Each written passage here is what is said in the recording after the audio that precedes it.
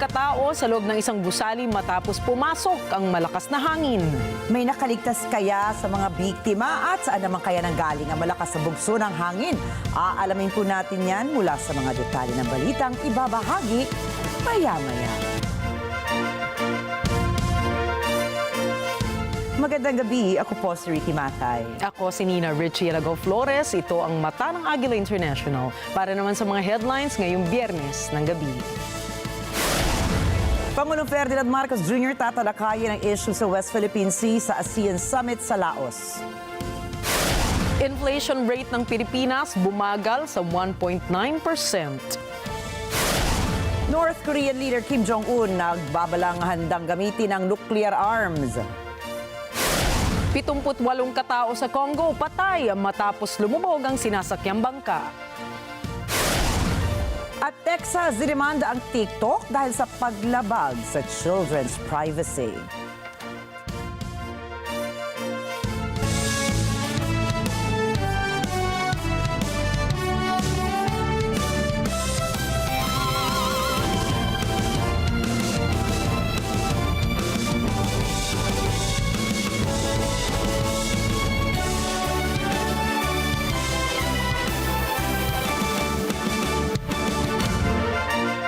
Nakatakdang dumalo si Pangulong Ferdinand Marcos Jr. sa isasagawang 44th at 45th ASEAN Summit at related summit sa Laos sa susunod na linggo.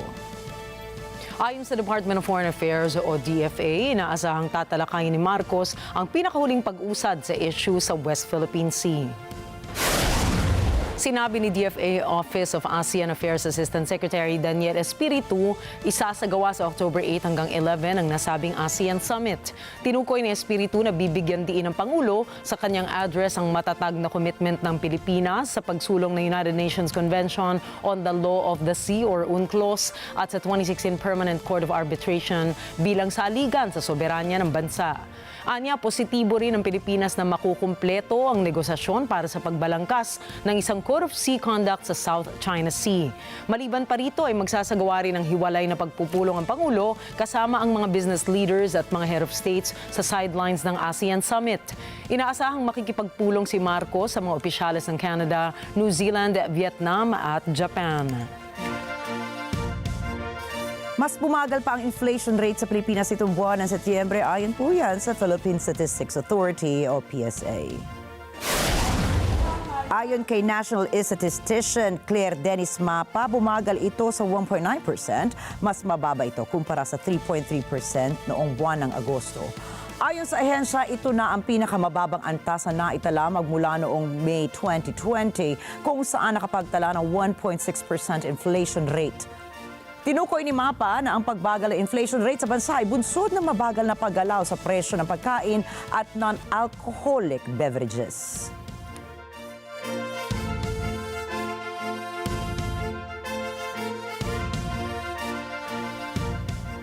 Si dating Bamban Tarlac Mayor Alice Go na ang tunay na pangalan ay Go Haping ay tatakbong muli bilang alkalde ng bayan ng Bamban.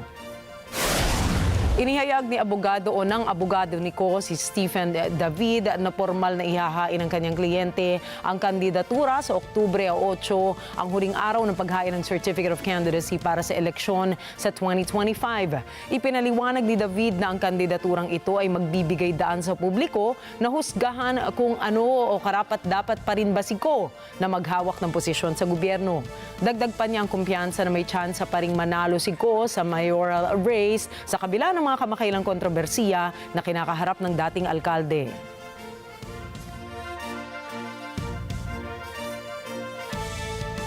Sinimulan na ng Philippine Air Force at Japan Air Self-Defense Force ang Doshin Bayanihan 2024 na nakatuon sa humanitarian assistance at disaster response. Formal na sinimulan ang bilateral training exercise itong Huwebes sa Brigadier General Benito N. Ibuena Air Base sa Cebu na nakatakdang tumagal hanggang Linggo. Ayon kay Air Force spokesperson Colonel Maria Consuelo Castillo, sa klaw ng pagsasanay ang iba't ibang operasyon, kabilang dito ang simulated airdrop flight training, aeromedical evacuation exercises at palitan ng kaalaman ng mga eksperto. Ang layunin ng Joint Training Initiative na ito ay palakasin ang kakayahang operasyonal ng mga unit ng dalawang bansa sa humanitarian assistance at disaster response. Dagdag pa rito ang pagpapalakas ng kooperasyon at ugnayan sa pagitan ng Pilipinas at ng Japan. Nais ng Pilipinas na gumamit ng makabagong space technology upang lalo pang palakasin ang pangangalaga sa kapaligiran at climate resilience ng bansa. Sinabi ng Climate Change Commission o CCC na masusubaybayan at mababawasan ng space technology ang epekto ng matinding climate change sa Pilipinas. Anila, malaking tulong ang mga satellites tulad ng Diwata 1 at Diwata 2, maging ang programang Copernicus para sa scientific Earth observation at pag-aaral ng lawak ng pinsala ng mga kalamidad sa Pilipinas. Ang Diwata 1 ay ang unang microsatellite ng Pilipinas na ipinadala sa space noong taong 2016. Sinundan naman ito ng Diwata 2 noong taong 2018. Kaya ng dalawang satellites na i-monitor ang deforestation at magbantay ng weather patterns. Ang programang Copernicus naman ay nagbibigay access sa Pilipinas upang makapangalap ng global data. Samantala, nakatakdang ilunsad ang Multispectral Unit for Land Assessment o mula sa taong 2025. Ang mula satellite ay kayang mangolekta ng datos para sa typhoon tracking, drought monitoring at coastal degradation. Ang mga datos na ito ay mahalaga upang mas maging epektibo ang pagtugon ng Pilipinas sa mga epekto ng malalakas na bagyo, pagtaas ng lebel ng dagat at pagkasira ng kapaligiran. Iniulat ng Department of Agriculture na nakitaan ito na mas mataas sa development ng antibodies ang mga baboy na nabakunahan ng African Swine Fever o ASF vaccine sa Lobo, Batangas. Sinabi ni Assistant Agriculture Secretary for Swine and Poultry Constante Palabrica na nakapag-develop ng 90% blocking sa ELISA test ang mga nabakunahang baboy. Anya, lumabas din sa kanilang pagsusuring na sa magandang kondisyon ang mga baboy. Dahil dito, targetin na Palabrica na ubusin ang lahat ng natitirang doses ng 10,000 emergency procured AVAC live vaccines sa ibang lugar sa Batangas ngayong Oktubre. Ito ay upang mapigilan ang pagkalat ng ASF sa Pilipinas. Sa ibang balita, asahang muli ang dagdag bawas sa presyo ng oil product sa susunod na linggo. Batay sa projection ng Department of Energy Oil Industry Management Bureau, nasa 50 hanggang 70 sentimos ang posibleng bawas sa presyo ng kada litro sa gasolina. 40 hanggang 70 sentimos naman ang taas sa presyo kada litro ng diesel. Posibleng tumaas ng 15 hanggang 35 sentimos ang presyo sa kada litro ng kerosene. Ayon sa ahensya, ang adjustment sa presyo ng langis ay dahil sa lumalalang tensyon sa pagitan ng Israel at Lebanon na nagdudulot ng pag-antala sa oil production and delivery. Nakaapekto rin ang pananalasa ng Hurricane Helene sa oil and gas productions sa Southeast America. Susunod, Joe Biden at Xi Jinping hindi dadalo sa darating na ASEAN Summit. Kim Jong-un nagbabala na handang gumamit ng North Korea ng nuclear weapons. At 18 patay nang umatake ang Israel sa isang refugee camp. Mga detalye ng mga balita sa pagbabalik na Mata ng Agila International.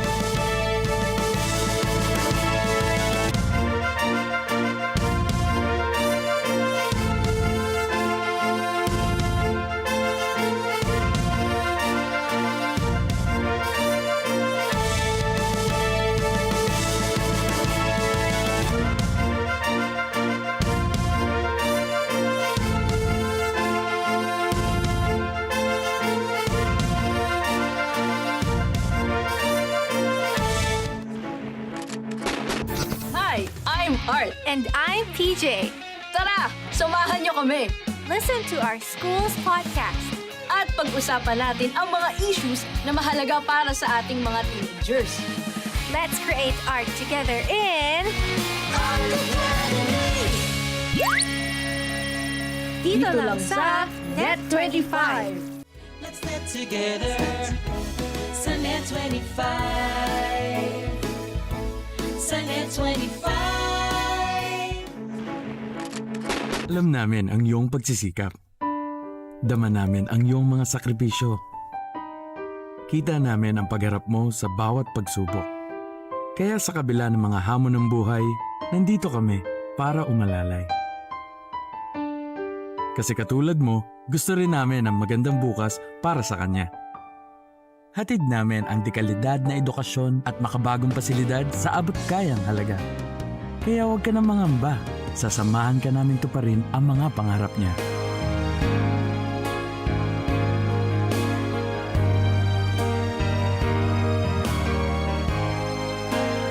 Maaasahan mong sulit dito ang mga pinagsikapan mo. Sa aming mga makabagong pasilidad at sistema ng edukasyon. Mailalabas natin ang aking talino at mga kakayahan niya. Kahit sa munting halaga, makakasiguro ka na makakasabay siya sa mabilis na pag-ikot ng mundo. Sa New Era, karamay mo kami sa bawat hamon. Kaagapay mo kami sa bawat hakbang. Kasama mo kami sa bawat ngiti at tagumpay.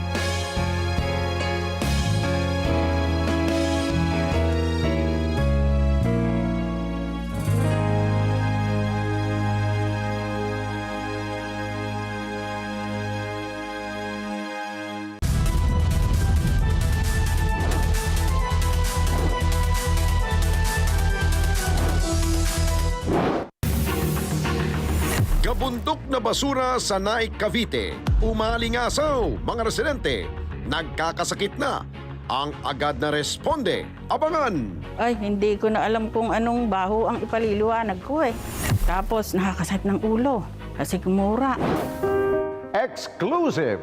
Batang may sakit na leukemia. Humihingi ng responde. Tumaas yung cancer cells sa katawan niya. Malala na pala ng sakit. Viral ngayon, magkakaibigang hindi lang sa vlog bumibida, ngunit maging sa kanilang advokasya, ating makikilala na. Sabado, alas 6 hanggang alas 7 ng gabi, ito ang Responde, Mata ng Mamamayan. Stick together. Sunday 25. Sunday 25.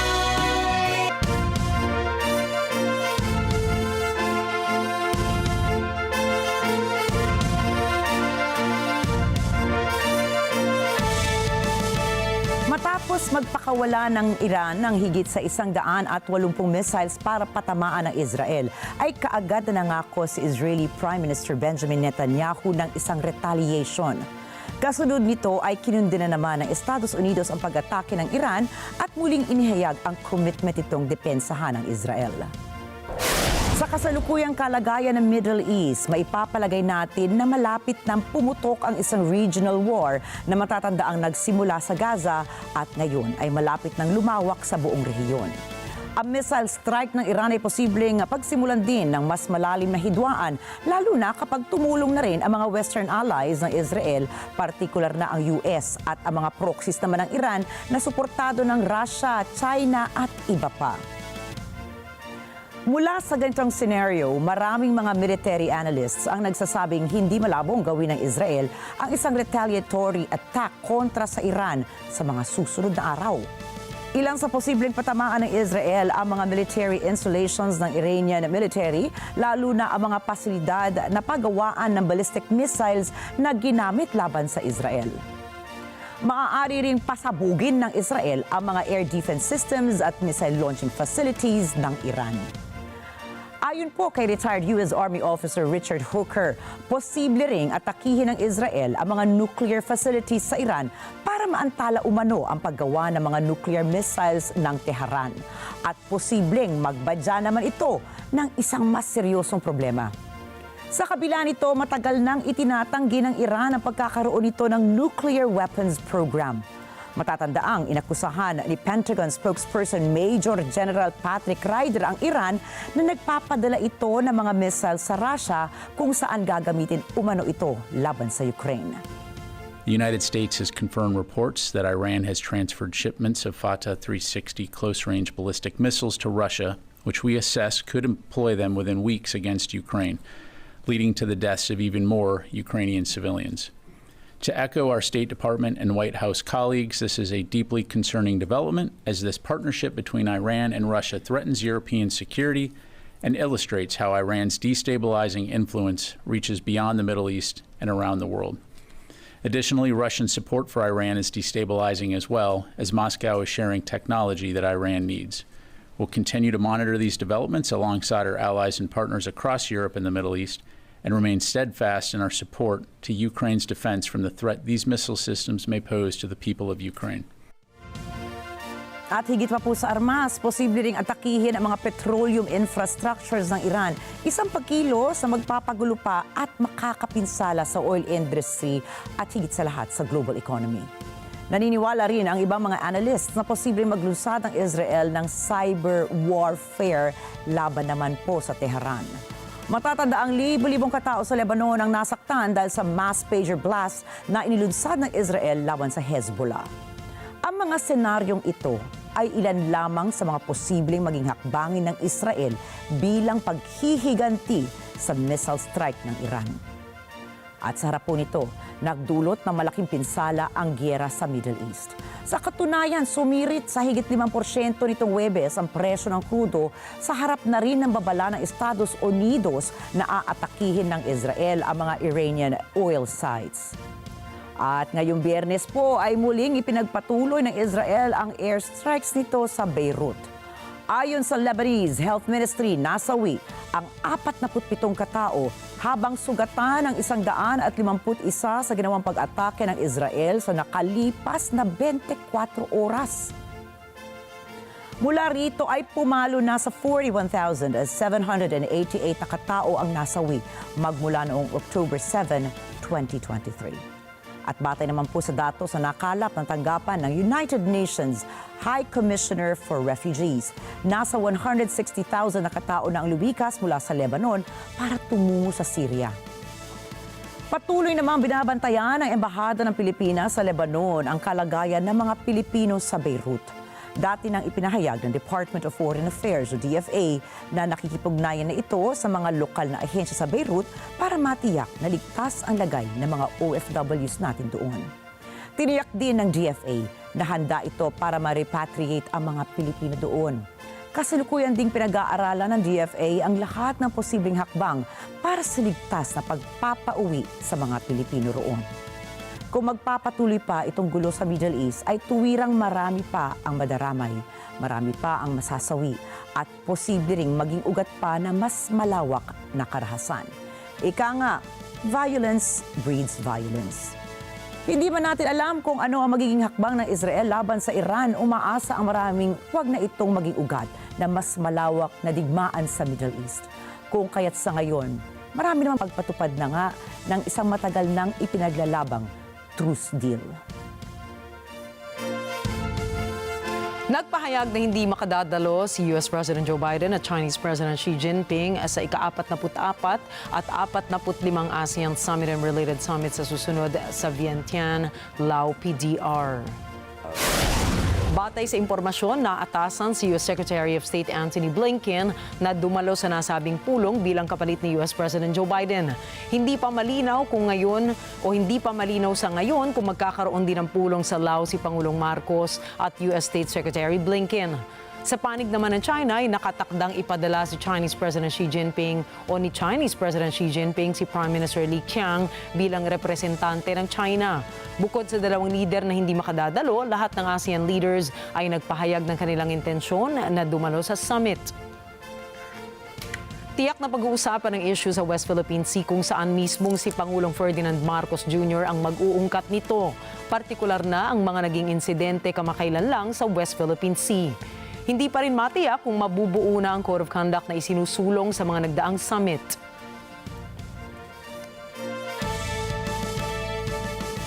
Inihayag ng Singapore itong Biyernes sa mga bagong hakbang ng pamahalaan upang labanan ang money laundering. Ang pinaghigpit na framework ay kasunod ng pagbuo ng isang ministerial committee upang repasuhin ang mga panuntunan matapos madiskubre ang isang malawakang money laundering network noong nakaraang taon. Plano rin ng Singapore na i-flag at tanggalin ang mga kumpanyang walang aktibidad at palakasin at palitan ang nangdato sa pagitan ng mga ahensya ng gobyerno. Simula sa susunod na linggo, ang gobyerno ay magbibigay ng edukasyon sa mga hindi reguladong sektor, kagaya po ng mga car dealerships tungkol sa mga kahinang-hinalang transaksyon na dapat i-report sa mga otoridad. Ang mga hakbang na ito na idinisenyo upang maiwasan at matukoy ang money laundering ay unti-unting ipatutupad at inaasahang ganap na maisasagawa sa loob ng isang taon. Sa isang pahayag ni North Korean leader Kim Jong-un, sinabi niyang hindi mag-aalangan o mag-aalinlangan ng Pyongyang na gamitin ang kanilang armas nuklear. Ito ay sinabi ni Kim bilang tugon sa banta ni South Korean President Yoon Suk-yeol noong Military Day na nais niyang wakasan na ang rehimen ng North Korea. Tinawag pa niya ang komento ni Yeol na senyales sa kung sino sa kanila ang nanggugulo sa seguridad at kapayapaan sa gitna ng dalawang Korea. Sa parehas na talumpati ay binalaan ni Yoon ang North Korea sa paggamit ng kanilang nuclear arms, kung saan sinabi niyang handa ang South Korea at kanilang mga kaalyadong bansa na tapatan ang kahit anong plano ng North. Kinutya ng presidential sister ang isinagawang parada ng armas ng Seoul sa naturang okasyon, kung saan sinabi nitong if they had a certain amount of common sense, who could talk about the end of a regime by showing off what is such a uselessly bulky weapon. Ilang dekada nang pinaghandaan ng North Korea ang kanilang nuclear arsenal, kung saan nakapagsagawa na ito ng 6 na underground nuclear detonation tests. Tinanggihan ng Russia ang posibilidad ng pakikipag-usap tungkol sa mga nuclear talks sa Estados Unidos dahil sa posisyon ng Washington hinggil sa expansion ng NATO. Мы категорически не принимаем и мы полностью отвергаем идею о переговорах с США по стратегической стабильности, которые велись бы, как это хотелось бы Вашингтону, без предварительных условий. Это лукавая формула, за которой скрывается стремление выхватить из общего международного контекста только то, что удобно американской стороне, все остальное оставить за бортом. Ang kasunduan na naglilimita sa strategic nuclear weapons para sa lahat ng bansa ay mag-e-expire na sa 2026. Subalit, iginiit ni Russian Deputy Foreign Minister Sergei Ryabkov na walang saysay ang pakikipagnegosasyon sa US para sa Moscow. До того, пока США не пересмотрят свой нынешний крайне враждебный курс на подрыв нашей безопасности и нанесение нам стратегического поражения, диалог с Вашингтоном по стратегическим делам, включая контроль над ядерными вооружениями, просто не имеет для нас смысла. Nagbigay babala rin siya sa mga Western allies ng Ukraine na huwag makikialam sa sitwasyon dahil magiging isang malaking pagkakamali umano ito.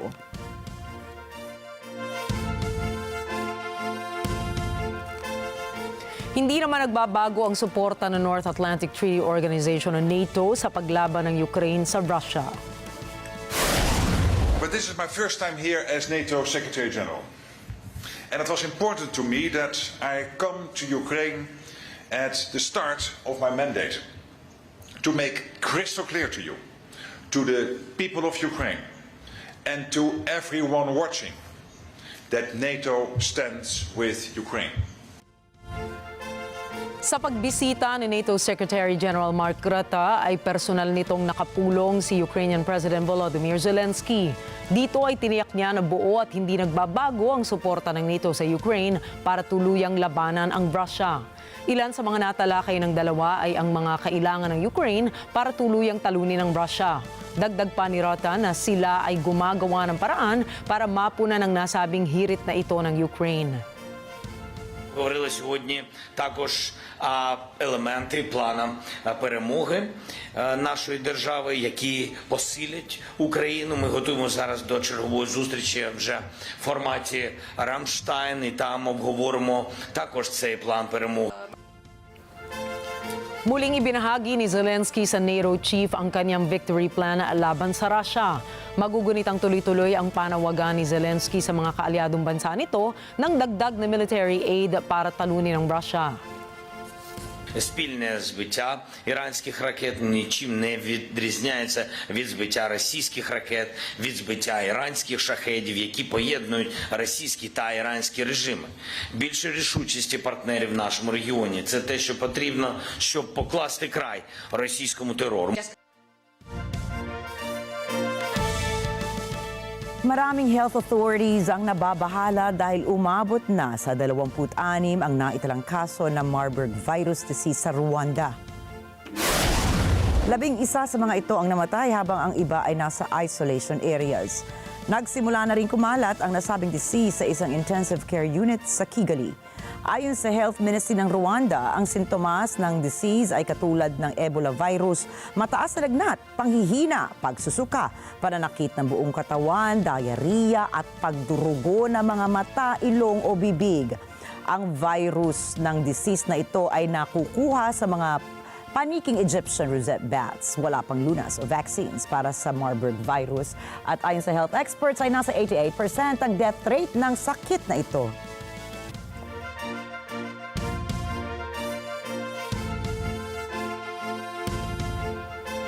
Ayon sa isang human rights group, sinalakay na isang gang ang isang maliit na bayan sa Haiti nitong Huwebes kung saan mahigit 20 katao kabilang ang mga bata ang napatay. Makikita sa footage ang mga tao na nagsisitakbuhan matapos kumalat ang balita na papalapit na ang Grand Griff Gang. Dose-dosenang tao ang nagtipon sa paligid ng ospital sa St. Mark kung saan dinala ang mga sugatan. Ayon kay Bertid Haras, tagapagsalita ng Commission for Dialogue, Reconciliation and Awareness to Save the Artibonite, 50 katao pa ang sugatan sa pag-atake ng Grand Griff Gang sa bayan ng Pont-Sonda. Pinuna ni Hera ang lokal na pulisya sa kalapit na baybaying lungsod ng St. Mark dahil hindi umano sila kumilos upang tulungan ang mga taong inaatake sa Pont-Sand.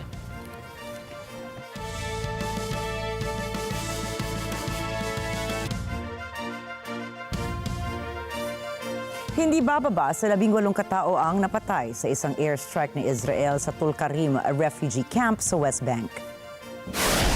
Ipinakita sa footage ang malawakang pinsala sa kampo na matatagpuan sa hilaga ng West Bank.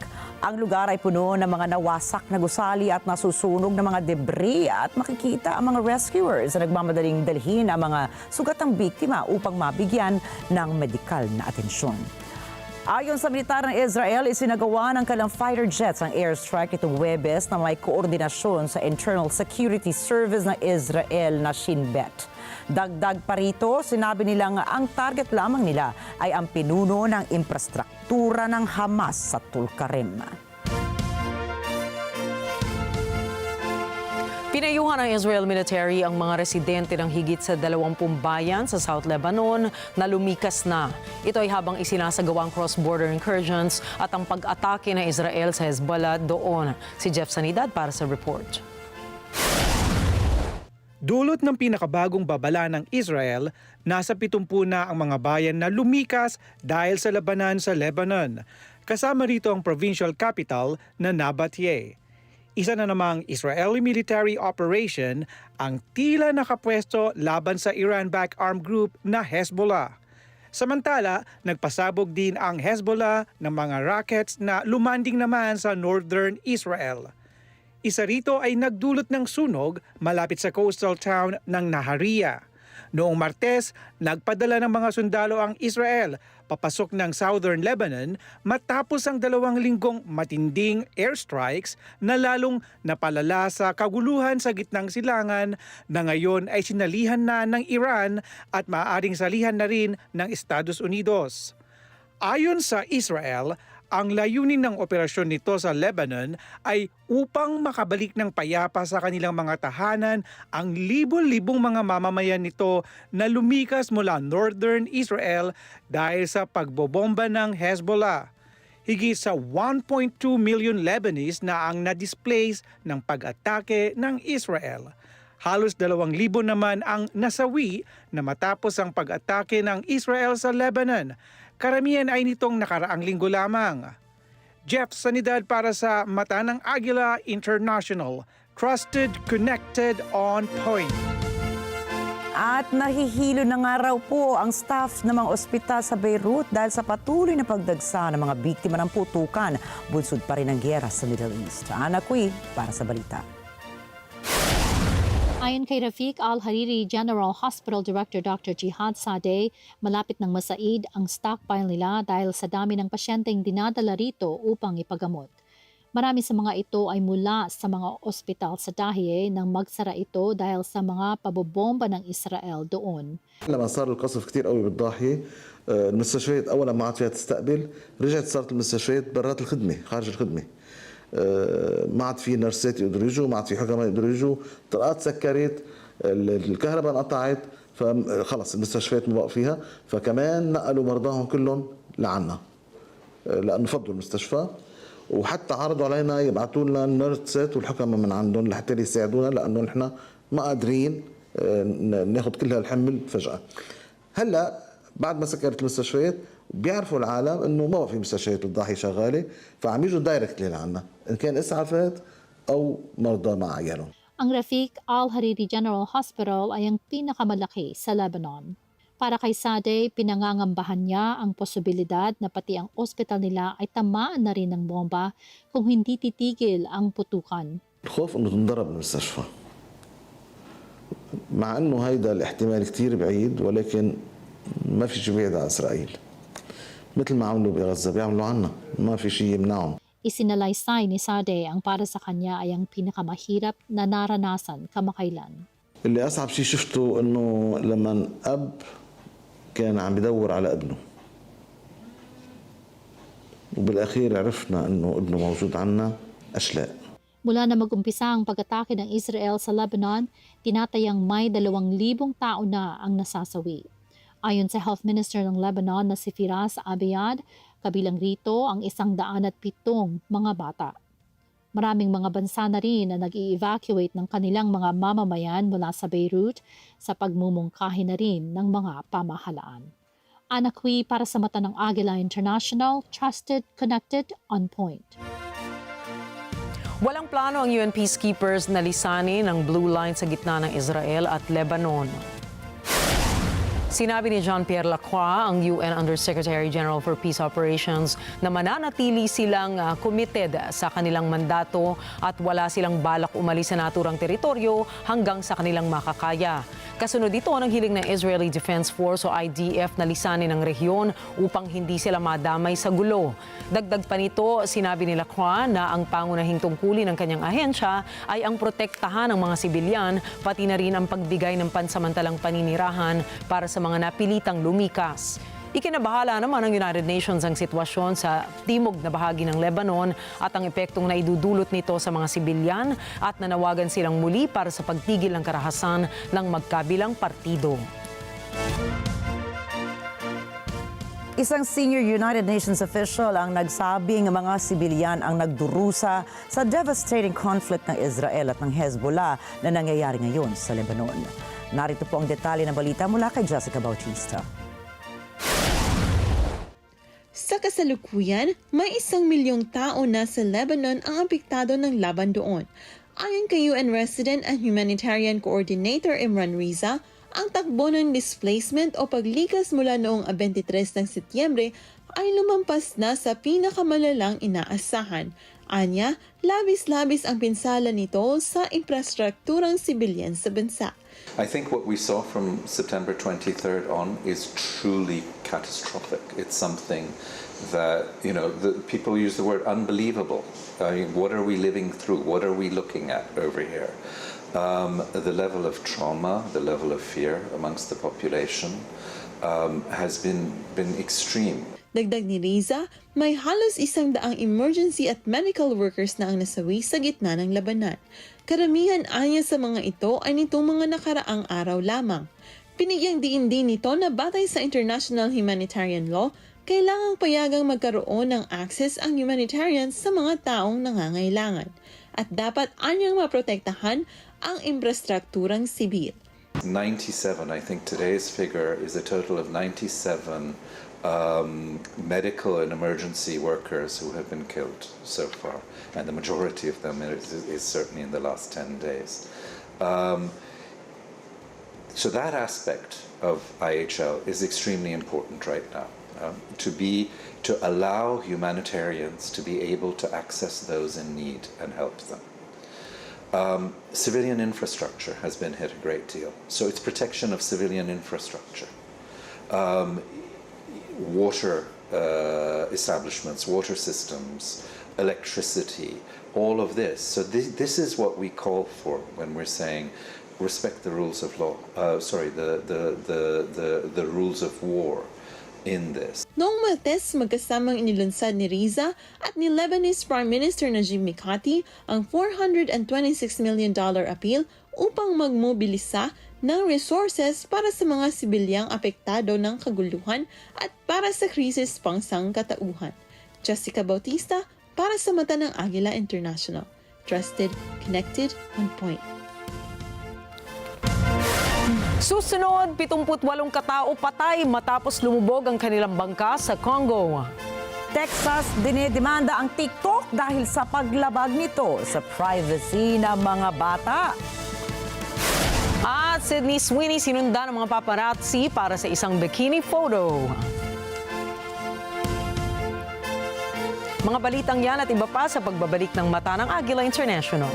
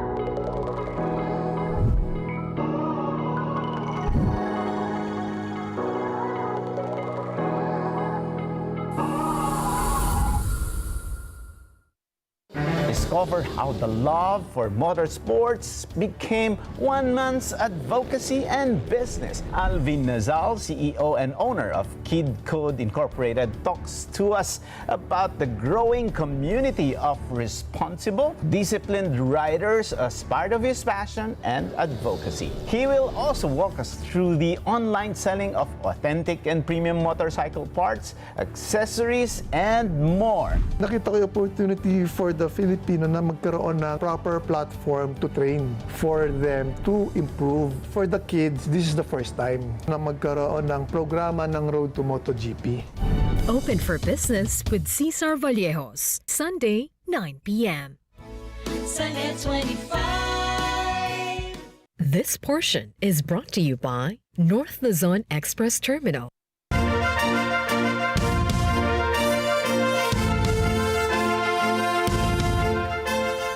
78 bangkay ang narecover habang 40 naman ang na-rescue matapos maaksidente ang isang bangka sa Lake Kivu ng Congo. Alamin natin ang detalye mula kay Michelle Verzonilla.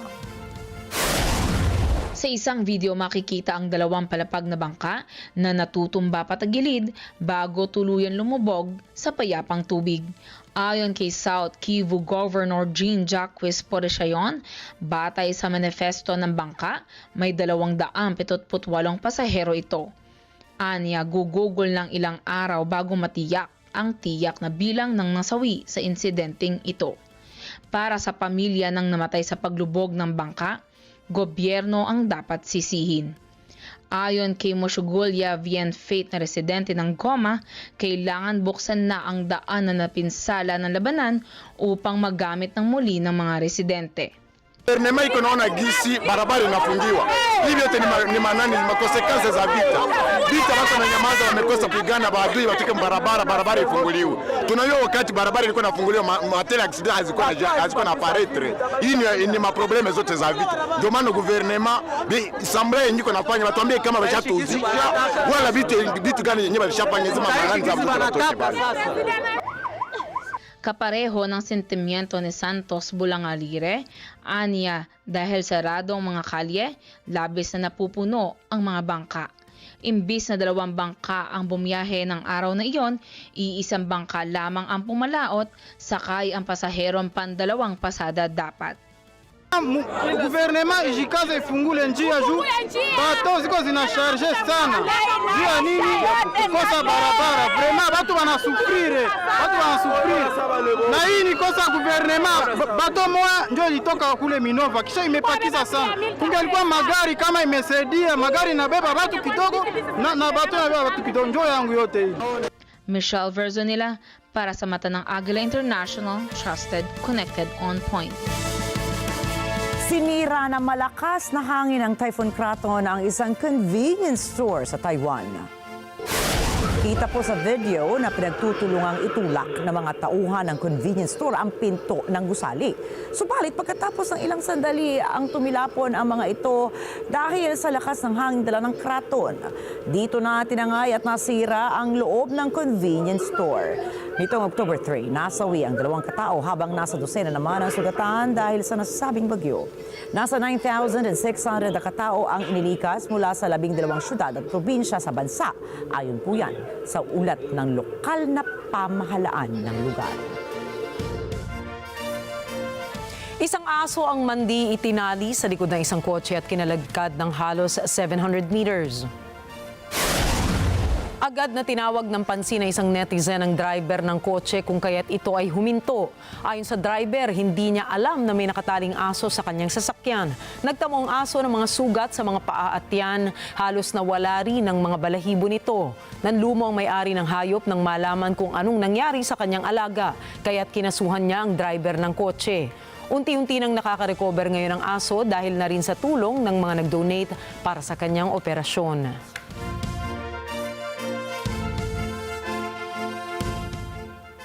Samantala sa isang shopping mall, isang batang babae ang naipit ang paa sa escalator. Umiyak ang bata sa takot habang nagpanik ang mga kasama nito dahil baka nga naputol na ng paa ng bata. May isang clown ang tumakbo sa may escalator at maagap na pinindot ang stop button para tuluyang huminto ang escalator. Maya-maya pa ay dumating na rin ang mga bombero para tuluyang alisin sa pagkakaipit ang batang babae. Nakaligtas ang bata sa tiyak na kapahamakan dahil sa tulong ng superhero na payaso.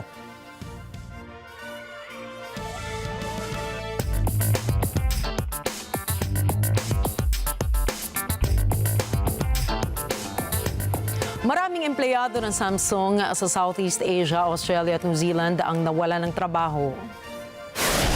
Ayon sa mga media sources, 10% ng workforce ng tech giant ang nawala. Ito ay dahil sa cost-cutting at operational efficiency plans ng Samsung. Subalit niliwanag din ng sources na walang plano ang Samsung na magtanggal ng empleyado sa headquarters nito sa South Korea.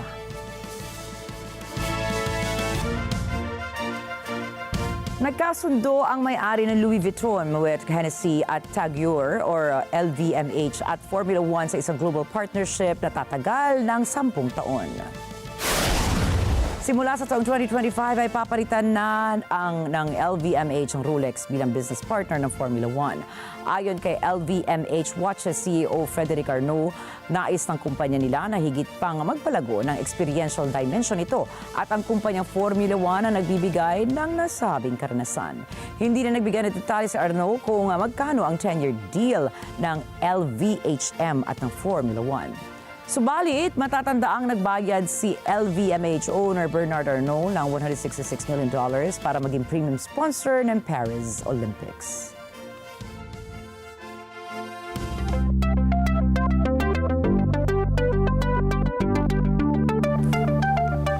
Dinamanda ng Texas State ang TikTok dahil sa umano'y pagkuha ng mga personal na impormasyon ng mga bata na walang pahintulot ng kanilang mga magulang o legal guardians. Batay sa lawsuit na inihain ni Texas Attorney General Ken Paxton, dapat magbayad ang TikTok ng hanggang $10,000 sa bawat paglabag nito sa Securing Children Online Through Parental Empowerment Act o ang SCOPE Act. Sinabi ni Paxton, hindi umano nagkakaloob ng sapat na tools ang ByteDance para higpitan ang pamantayan para sa children's privacy at account settings ng platform na TikTok. Giit ni Paxton, dapat panagutin ng TikTok at iba pang malalaking technology companies na pinagsasamantalahan ng mga kabataan at mga menor de edad sa Texas. Hindi naman nagbigay ng pahayag ang TikTok hinggil sa inihaing reklamo laban sa kanila.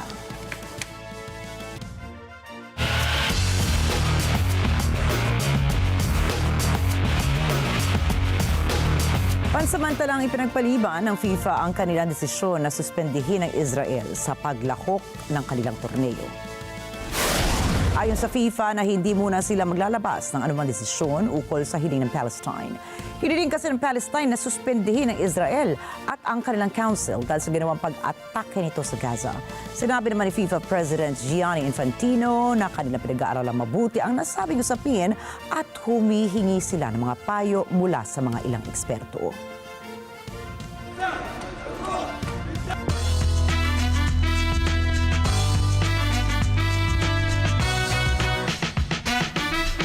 Nagkasundo ngayon ang Studio Ghibli at ang kumpanya ng MM2 Entertainment para sa 5 taon na distribution deal ng mga palabas. Nakasaad sa kasunduan na pinapayagan ng Studio Ghibli na ilabas ng MM2 ang nasa 21 mga animated films nito. Kabilang sa mga tanyag na palabas ng Studio Ghibli ay ang Spirited Away, Howl's Moving Castle, The Boy and the Heron at ang My Neighbor Totoro. Nakatakda namang ilabas ng MM2 ang mga ito sa mga bansang sa Asia na gaya ng Singapore, Malaysia, Brunei, Indonesia, Thailand, Philippines at Cambodia. Batay sa kasunduan ay mapapanood ang unang Studio Ghibli bago matapos ang taon sa piling bansa na sakop nito. Samantala, sinabi ng CEO ng MM2 na isa ito sa mga hakbang nila na maipalabas ang mga classic na Studio Ghibli sa maraming manonood sa Southeast Asia. Matapos ang sunod-sunod na pagsuporta ng mga artists ay inendorso na rin ng American singer na si Bruce Springsteen ang pagtakbo ni Kamala Harris. Inanunsyo ni Springsteen sa isang video sa kanyang Instagram na si Kamala Harris ang iboboto niya sa darating na halalan sa pagsapit ng Nobyembre. Pinuri rin niya ang dedikasyon ni Harris at Walls na isulong ang pagkakapantay-pantay ng mga mamamayan sa kabila ng pagkakaiba ng estado sa buhay, relihiyon at lahi. Kasunod nito ay binatikos niya si Trump na hindi umano lubos na nauunawaan ang ibig sabihin ng bansa at halaga nito bilang isang pinuno. Anya, isang malaking balakid lamang siya sa konstitusyon at sa demokrasya ng bansa kung saan ay hindi na dapat siyang muling umupo bilang Pangulo. Dagdag pa nito ay nirirespeto niya ang pagkakaiba ng mga opinyon ng mga tao sa pinunong nais nilang maupo. Samantala, bago matapos ang video ay binigyan diin niya ang halaga ng boto ng bawat mamamayan sa kinabukasan ng kanilang bansa. Nagsalita na ang aktres na si Sydney Sweeney kaugnay sa pagsunod ng mga paparazzi sa kanyang bahay. Binanggit niya na nakararanas siya ng magkakasunod na problema dahil sa biglaang pagsikat niya mula sa pelikulang Anyone But You. Kabilang rito ay ang panghaharas ng mga paparazzi sa kanya na pumunta pa sa kanyang bahay at iginigiit na hindi aalis kung hindi ito magbibigay ng larawan na nakasuot ng bikini. Sinagot niya rin ang akusasyon ng netizens na pinapunta niya ang mga ito sa kanyang bahay para magpapansin lamang at kumuha ng publicity. Anya ay hindi niya ipatatawag ang mga ito para lamang kuhaan siya ng larawan sa bahay kung saan nakatira ang mga bata niyang pamangkin at pamilya. Dagdag pa rito ang pangamba niya sa seguridad niya at ng kanyang pamilya dahil sa matinding pagsunod nito sa kanyang personal na buhay. Samantala, matatandaan naman na inilabas noong nakaraang taon ang hit rom-com film na Anyone But You kung saan ay nakasama niya ang aktor na si Glenn Powell.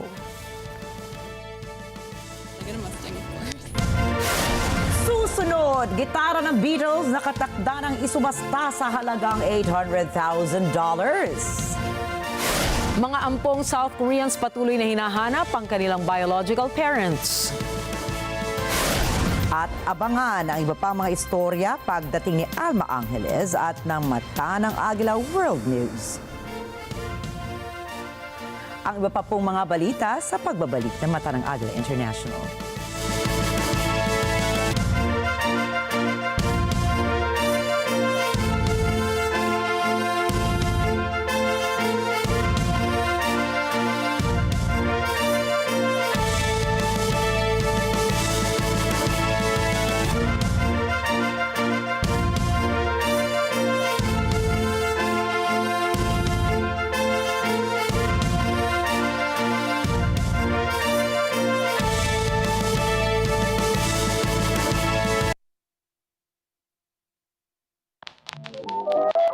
This Sunday on Cine Throwback.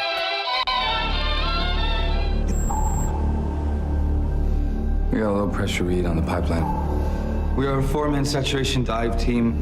You know there's a storm in the way. We came here to do a job. Get suited up.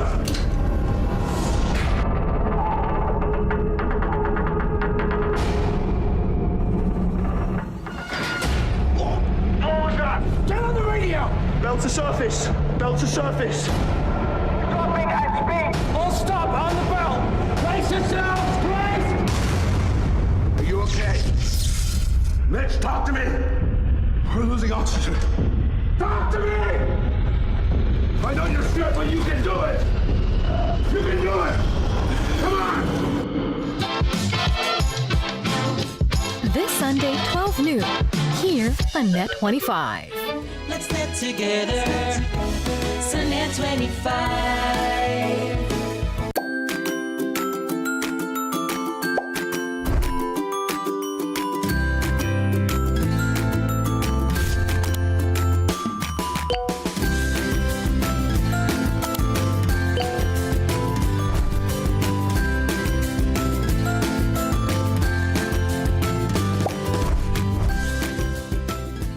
May init na issue at malalim na talakayan. Wala namang scandals, wala namang corruption issue or anything of that magnitude to warrant a change in leadership. Ang news commentary show na matapang at may paninindigan. Kita ito ngayon may Chinese mafia, nakakakuha ng mga authentic na Filipino birth certificate. Well, ako because nga sabi ko, ibabalance mo lang naman yan eh. So, maging mas stricto lang tayo, siguro taasan natin yung ante. Ano sa palagay nyo? Monday to Friday, 8 to 10 a.m. Dito lang sa Net 25. Let's net together. Sunday 25. Sunday 25.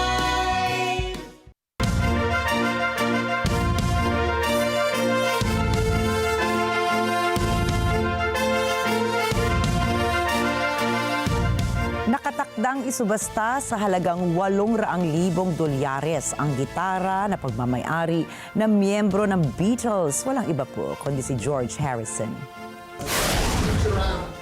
Matatanda ang unang ginamit ni Harrison ang electric guitar noong nagsisimula pa lamang ang grupo ng Beatles. Nabili niya ang naturang gitara sa isang music store sa Liverpool na bumida naman sa kanilang performance sa Cavern at Germany. Ayon sa organizer ng auction, kinikilala itong Futurama guitar na isa sa pinakamatagal na instrumentong gamit sa mga performances ng Beatles. Taong 1964 naman nang ibinigay niya ang instrumento bilang donasyon at papremyo sa kompetisyon sa rock magazine. Samantala, makikita ang gitara ngayon sa The Beatles Story sa Liverpool at nakatakdang isubasta sa Julian Auctions na magaganap po mula November 20 hanggang 22. Mahigit sa 200 ng mga pinaampon sa mga bansa sa kanluran ang ngayon nagbabalik sa South Korea para hanapin ang tunay nilang pamilya. Marami sa mga ito ang humaharap sa problema na hindi na mahanap ang tunay na pamilya ng mga ito. Ito ay matapos nilang madiskubre na hindi pala totoo ang mga impormasyon sa kanilang adoption papers. Sa kabila nito ay umaasa pa rin sila na mahanap ang mga ito mula sa baby photos na hawak nila at mga pangalan ng mga bahay ampunan na kanilang pinanggalingan. Agaw pansin din ngayon sa Busan na nagkalat ang flyers ng ilan sa mga ito bilang bahagi ng pag-asa na makapagbibigay ng impormasyon sa mga taong hinahanap nila. Bukod rito ay naglunsad naman ang Korean adoptees ng DNA testing para sa mga lumalapit na nagsasabi na sila ang tunay na pamilya ng mga ito. Dagdag pa rito ay naging matagumpay para sa ilan na makita at makausap ang tunay nilang mga magulang habang ang iilan ay patuloy na umaasa sa kanilang paghahanap.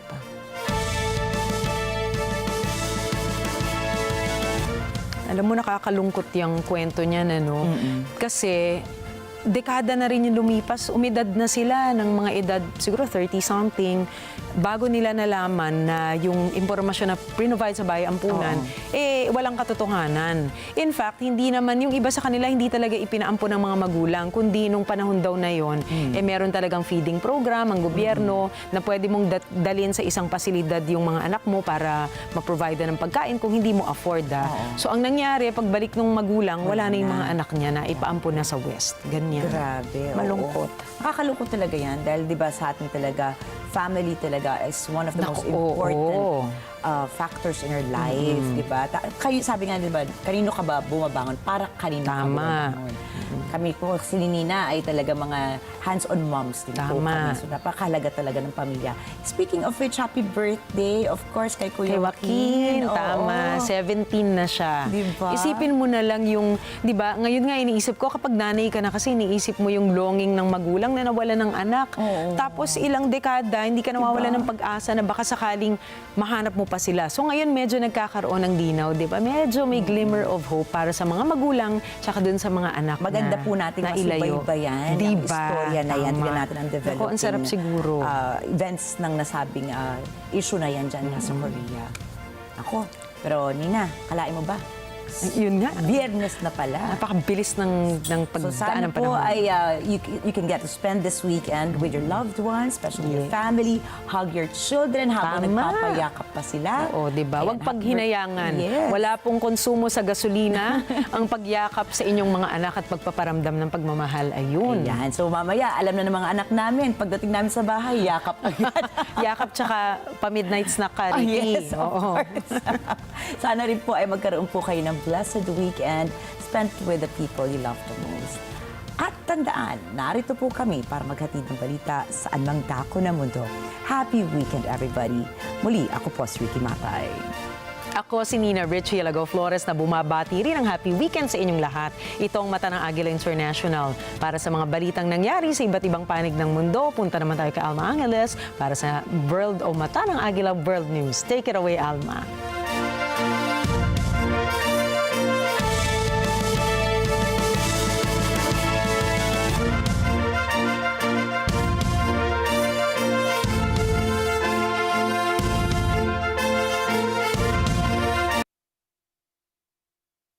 Good evening, everyone. Thank you, Nina and Rikki. I'm Alma Angeles for Net 25 World News. On tonight's headlines. North Korea's Kim Jong-un issues a stark warning, pledging to unleash all military options, nuclear included, against any threats to the nation's sovereignty. And a week of crisis in North Carolina, communities still struggling without basic utilities after a devastating hurricane tore through the southeast. Thousands face another night in the dark as power and water outages drag on. But nobody was prepared for this. I mean, 30 feet of water coming down the valley was just something none of us ever imagined. And tensions escalate in the Middle East as President Biden reveals the U.S. is weighing options to strike Iranian oil facilities. There is now an uncertainty about where is the next target. Energy facilities, critical infrastructures could be the other target. Looking at where the prices will go, definitely it depends on where the destruction would be and how much oil is going to be taken off the market. And the news starts now.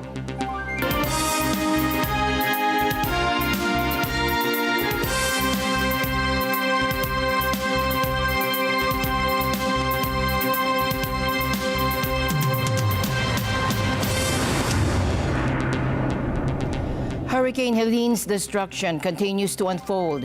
The death toll has surpassed 200, with the majority of the victims hailing from North Carolina.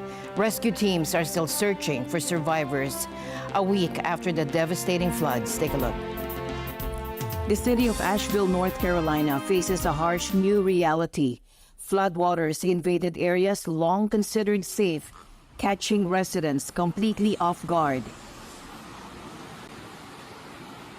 But nobody was prepared for this. I mean, 30 feet of water coming down the valley was just something none of us ever imagined. In Wednesday's address, President Biden acknowledged the monumental task ahead. But folks, this entire project is going to cost billions of dollars, not tens of thousands, not millions, not a billion, billions of dollars, because it goes through so many states.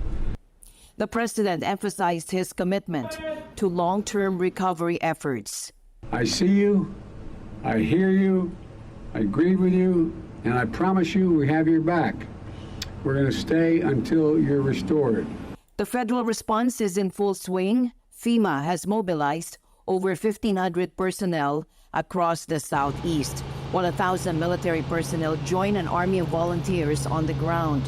In the mountains of North Carolina, where roads remain impassable, private helicopter companies have become lifelines for isolated communities. When we're landing in some of the communities where we're dealing with residents of the communities, everyone has been extremely thankful and very, very helpful, to the point where we almost have to monitor them rushing the helicopter because they're so excited. So the aid that we're delivering is water, food, a lot of supplies for babies, fuel, and Starlinks. So Elon Musk graciously donated over 100 Starlink units, and we've just been distributing them to local fire departments who we know have been isolated with no comms, and it's fantastic. So that's really, really helped us out tremendously. The region endured a staggering 14 inches of rain in just 72 hours, turning peaceful streams into destructive torrents. As Asheville looks to rebuild, city planners face a sobering reality. Even buildings designed to withstand historical flood levels prove vulnerable to Helene's fury.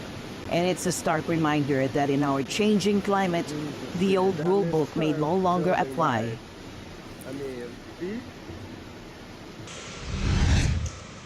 In southern Taiwan, efforts are underway to clean up after Typhoon Krathon battered the region. The storm, now downgraded to a tropical depression, caused flooding and high winds, slamming into the major port city of Kaohsiung. Streets were inundated, windows shattered, and debris scattered by record-breaking winds. While most of Taiwan has resumed work and financial markets have reopened, Kaohsiung and nearby Pingtung County remain in recovery mode, marking their fourth consecutive day off as officials work to drain floodwaters, clear roads, and remove fallen trees. Typhoons typically strike Taiwan's mountainous east coast, but this time Krathon made landfall on the island's flat and densely populated west coast. And breaking news from Thailand, where nature's fury meets a desperate race against time. What happens when you need to evacuate 100 elephants from rising floodwaters? Now, that's exactly what's unfolding right now at a popular sanctuary in the north of the country. Now, picture this, elephants belly deep in floodwater, being urged to safety by their desperate handlers. And this isn't a scene from a movie. It's happening right now at the Elephant Nature Park near Chiang Mai, Thailand. But why is this rescue so challenging? Here's what makes this situation critical. Many elephants are blind or injured, and the waters are still rising. Nearly 100 elephants need evacuation. Tourists are also trapped in the sanctuary, and this crisis comes in the wake of Typhoon Yagi, Asia's most powerful storm this year. The question now, with more rain forecast and river levels rising, will these gentle giants need to be moved again? The sanctuary said they're already preparing for a possible second evacuation.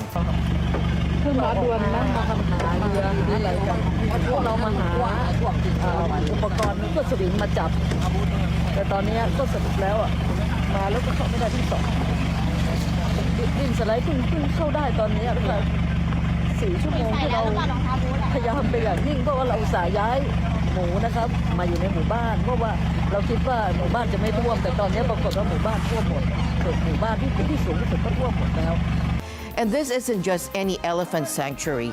Since the 1990s, they've rescued over 200 elephants from tourism and logging. And now they're fighting to protect these same animals from nature itself. And tensions in the Middle East continues to deteriorate. Let's get the latest update from Thomas Eyelikeness.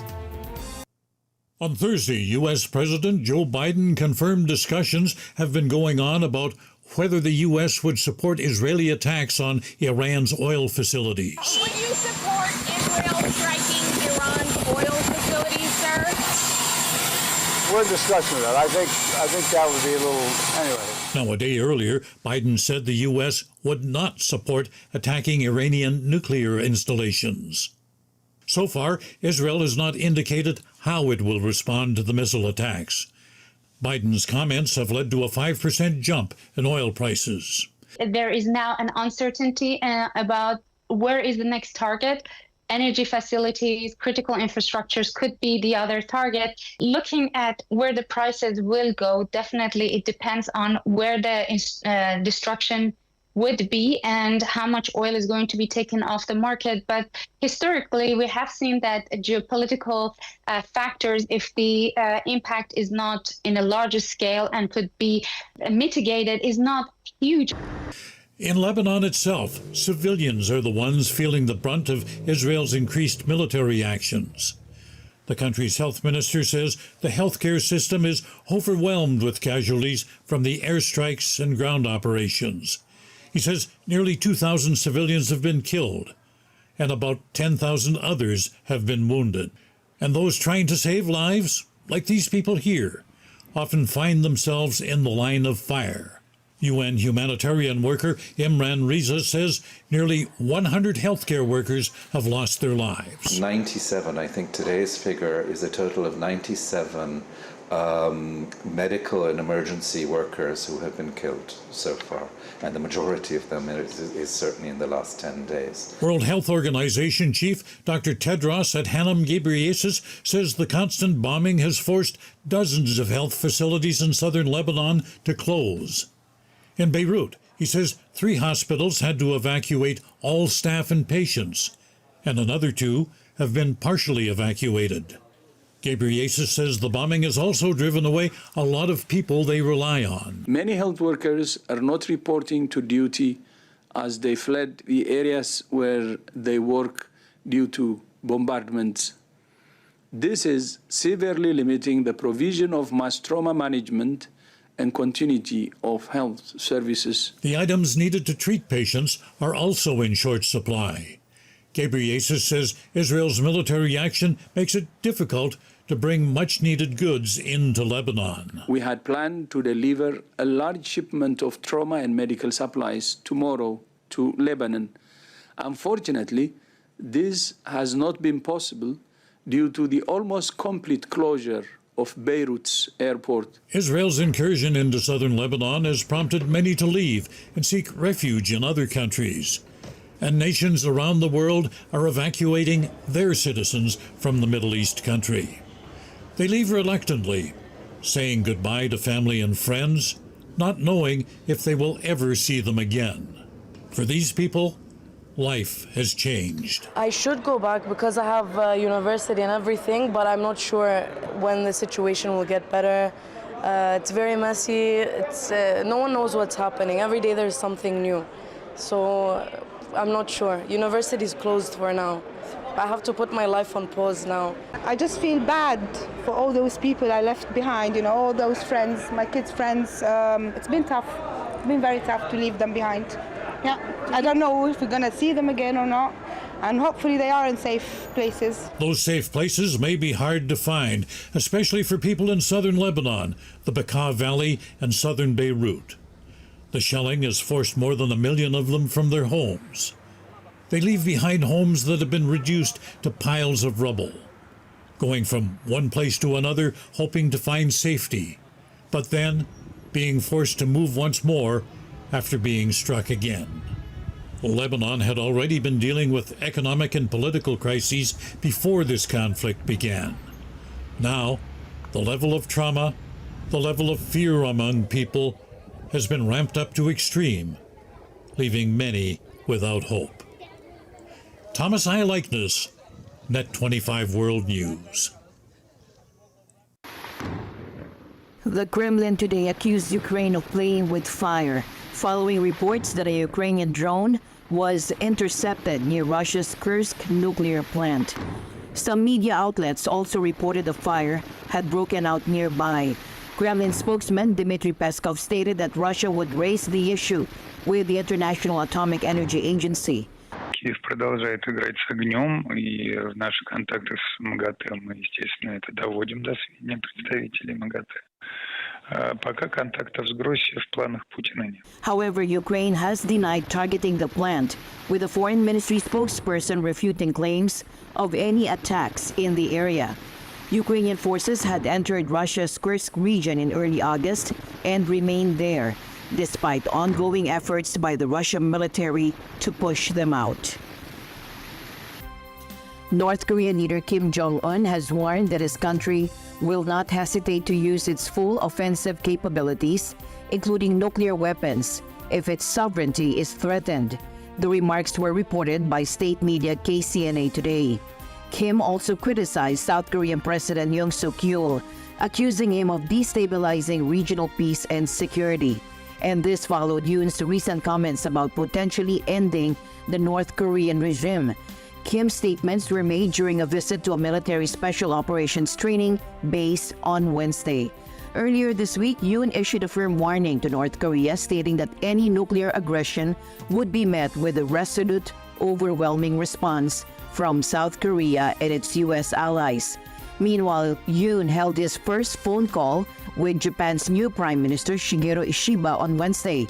The two leaders agreed that a united response, together with the U.S., is necessary to counter North Korea's threats, according to a statement from Yoon's office. North Korea has long pursued its nuclear weapons program and is believed to possess enough materials for dozens of nuclear weapons, having conducted 6 nuclear tests.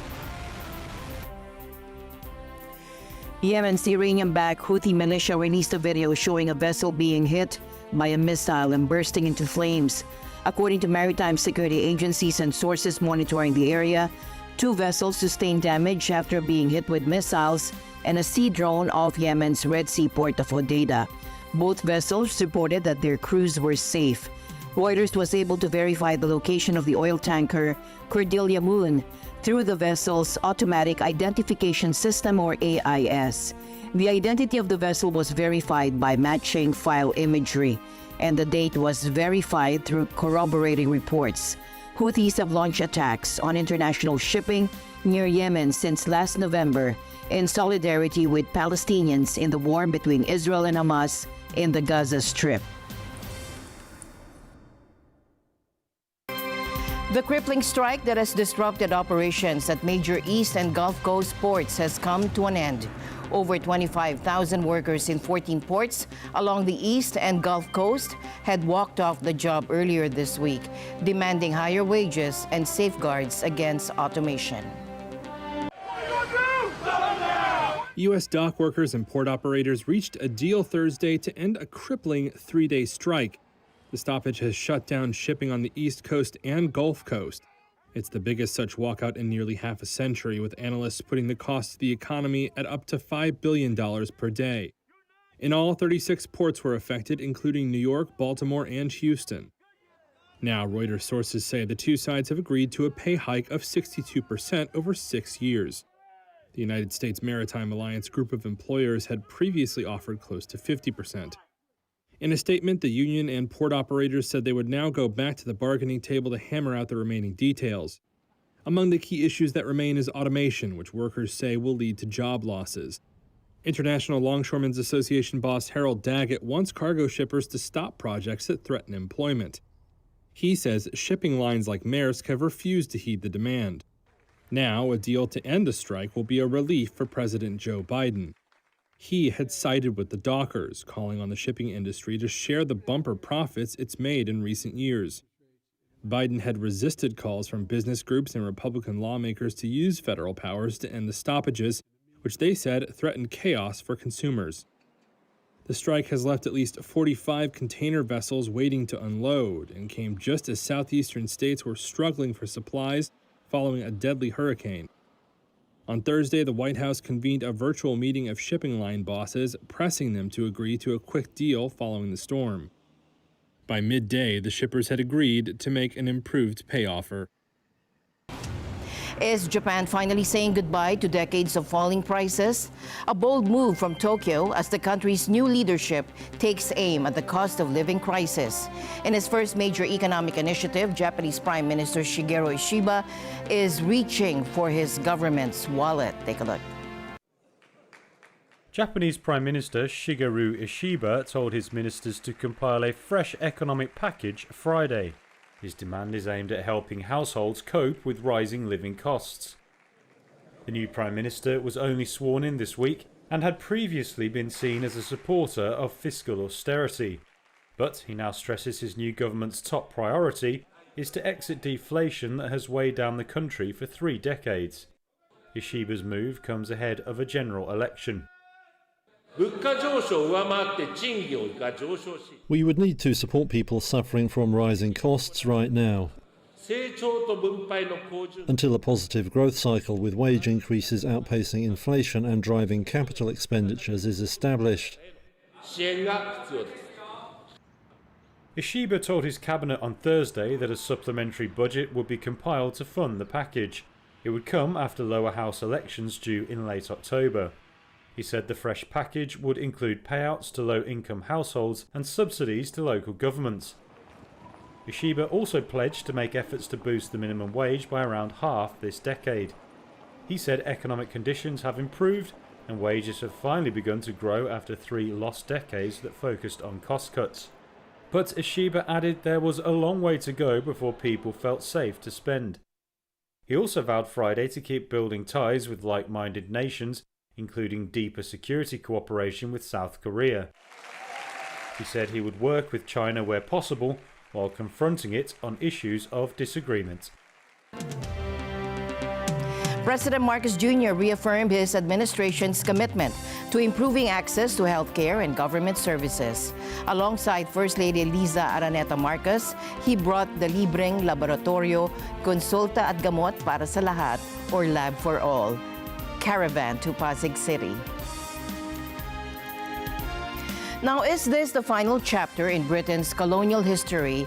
Tonight, a stunning development as the United Kingdom agrees to return the Chagos Islands to Mauritius, marking the end of Britain's last African territory. Now, what drove this historic decision and what happens to the thousands of displaced islanders? First, let's tackle the big question. Why now? This agreement resolves a dispute dating back to 1968, when Mauritius gained independence from Britain. At that time, the UK separated the Chagos archipelago from Mauritius, forcibly relocating approximately 1,500 islanders to make way for a military installation. But what exactly does this new deal mean? Here are the key points. The UK will transfer sovereignty to Mauritius. The Diego Garcia military base will continue operations for 99 years. And former residents and their descendants can return to the islands. What's the international reaction, though? U.S. President Biden have welcomed the agreement. But could this decision spark controversy? Well, within Britain, some conservative leaders have already voiced their criticism. To say that the colonial crime against the Chagosians is actually one of the best and clearest documented. What was done was done on the basis of lies and racism, and that's in the actual documents of the UK Foreign Ministry, US officials, which have become public many years later, is one that's been acknowledged by the UK officials as being shameful and wrong, and the US has expressed its regrets.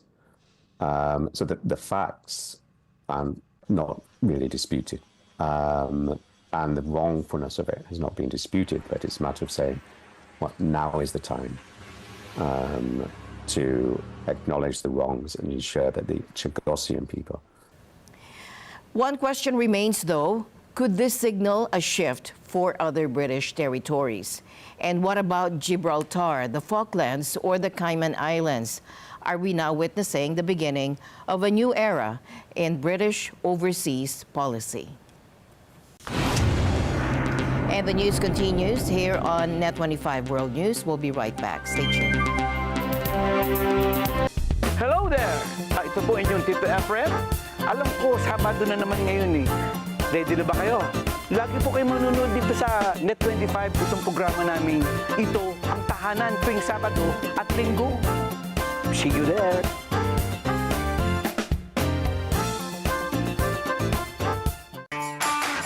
Papalapit na ang weekend, ibig sabihin it's again a new episode of Corina Interviews. Sa mga batang 90s dyan, o ayan, tumutok na kayo dahil I'm sure minsan na rin kayong naging fangirl at fanboy sa mag-asawang legend na si Mikey Cojuangco at Dodot Jaworski. Sino ba naman ang makakalimot sa mga inuwing karangalan ni Mikey sa ating bansa bilang gold medalist sa Asian Games noong 2002? Siyempre, ang anak ng nag-iisang living legend, former senator and star basketball player Robert Jaworski. Si Dodot Jaworski hindi rin nagpatalo sa larangan ng basketball at sa politika. Paano sila nagkainlaban? Ano ang tunay na bersyon? He said or she said? Lahat ng yan at iba pa. Dito lang sa Corina Interviews, 6 p.m. pagkatapos ng comedy series The Goodwill sa Net25. Sa Net25.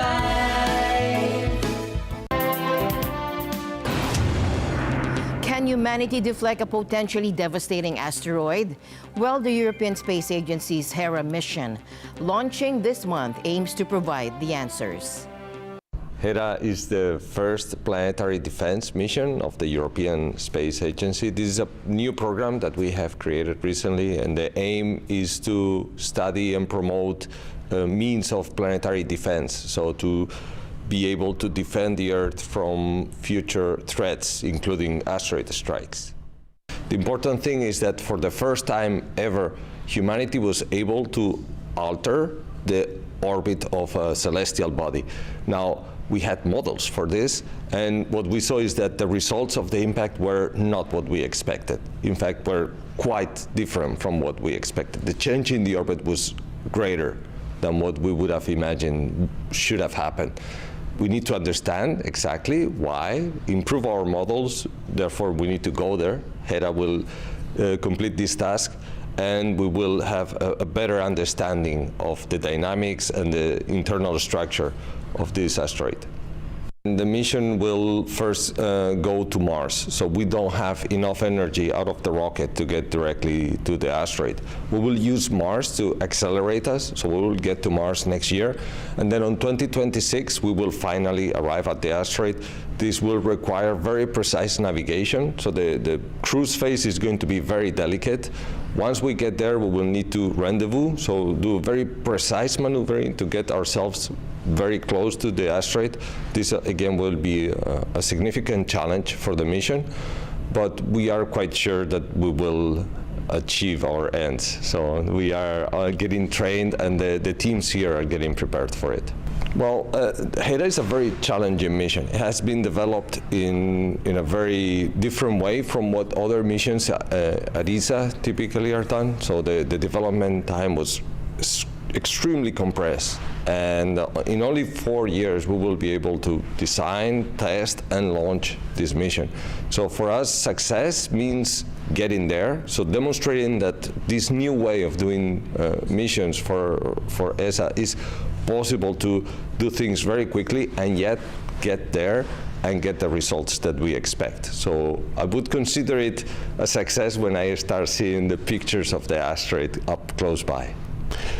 Well, in the last decades, we have understood that there is a threat in space. We have learned that there are still lots of material that originated from the creation of the solar system that is still orbiting in orbits which are close to the Earth. And we have started to discover them in great numbers. So we have understood that there is a threat of asteroids falling to the Earth and actually cause damage to our societies. So we have to protect ourselves against that, and that's why the space agencies, and in particular the European Space Agency, is preparing in order to face that threat. Hera is going to help us a lot in understanding what are the physical properties of asteroids. And this is very important for us because whenever we want to repeat this experiment or actually do it in order to defend the Earth from asteroids, it's very important to understand what is the reaction of these bodies to collisions or any other type of action that we might like to put on the asteroid. So it's very important to understand exactly what happened with the impact of that in Didymos, and understand exactly what are the properties in order to improve our models of how these deflection methodologies work. NASA has just reported the most powerful solar eruption of this solar cycle.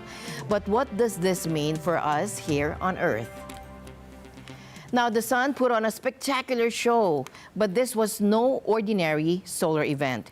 NASA's Solar Dynamics Observatory captured what scientists are calling an X9 class solar flare, the strongest we've seen in years. But what exactly is a solar flare, and why should we care? Think of it as a massive burst of energy from the sun's surface. And when we say massive, we mean it, because this latest flare was so powerful, it could potentially disrupt 1, radio communications, electrical power grids, 3rd, navigation signals, and it may even pose risks to astronauts in space. So how do we measure this solar outburst? Scientists are using a letter-based classification system, with X-class being the most intense. For perspective, an X6.3 flare in February made headlines, and yesterday's was even stronger. The question now, could we see more of these powerful solar events? And how prepared are we for their impacts? Could the future of construction be built one layer at a time by a robot? Well, a team of researchers at ETH Zurich believes so, with their innovative new 3D printing technique. Take a look. A new way to build houses could revolutionize the construction industry. Swiss scientists have developed a robot that can 3D print walls using a special technique that doesn't require traditional concrete molds. So impact printing is an interdisciplinary collaboration combining architecture and robotic fabrication with autonomous robotic systems and also material science, and specifically materials for sustainable construction. The robot shoots a mixture of building materials at high speed, compacting them layer by layer to create strong walls. Essentially what we're doing is we're compacting material, but without any formwork and without, these big molds that you would see in other processes. So we're kind of hybridizing two construction methods. On the one hand side, you have printing, which has limitations in terms of speed. And on the other hand side, you have mold-based methods where you're compacting material into a mold. We're basically shooting the material with a high velocity and compacting it into the previous layers on impact. This process is not only faster, but also more sustainable, as it uses locally sourced materials and reduces waste. And with that, we end tonight's broadcast. For everyone here on Net 25, I'm Alma Angeles. Have a great weekend, everybody. Good night.